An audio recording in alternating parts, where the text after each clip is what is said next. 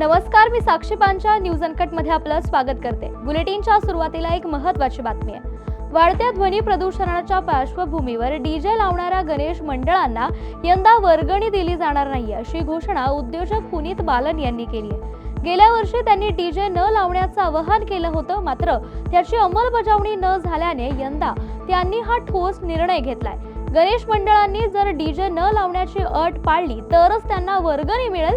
सुरुवातीला 50% रक्कम देण्यात येईल आणि अट पूर्ण झाल्यानंतरच उर्वरित रक्कम दिली जाईल।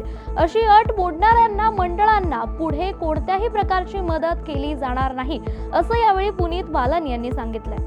त्यानंतर आर्थिक स्थिती किंवा परिस्थिती मंडळांची नाजूक झाली आणि व्यापारी पण हे थोडं करोनाच्या काळानंतर झाले, तेव्हा आपण जाहिरातीच्या माध्यमातून त्या सार्वजनिक गणेश मंडळांना आपण ताकद दिली। पण हल्लीच्या काही गणेश उत्सव ते 25 वर्ष अधिकचं गणेश उत्सव श्रीमंत भाऊसाहेब रंगारी यांनी लोकमान्य टिळकांनी सुरू केलेली गणेश उत्सव, त्याचा उद्देश काय होता की लोक एकत्र यावं, धार्मिक पद्धतीने परंपरांनी आपण गणेश उत्सव साजरा करावा। पण हल्ली तुम्ही पाहिले अनेक वर्षापासून ह्या गणेश उत्सवाला कुठेतरी गालबोट लागायला लागलाय आणि ते डीजेमुळे गालबोट लागायला लागलाय। कारण ह्या डीजेच्या म्हणजे मुन्नी बदनाम आहे, चिकनी चमेली आणि अश्लील गाणे आणि त्याच गाण्यांवर अश्लील डान्स ही आपली संस्कृती आहे का की नाही?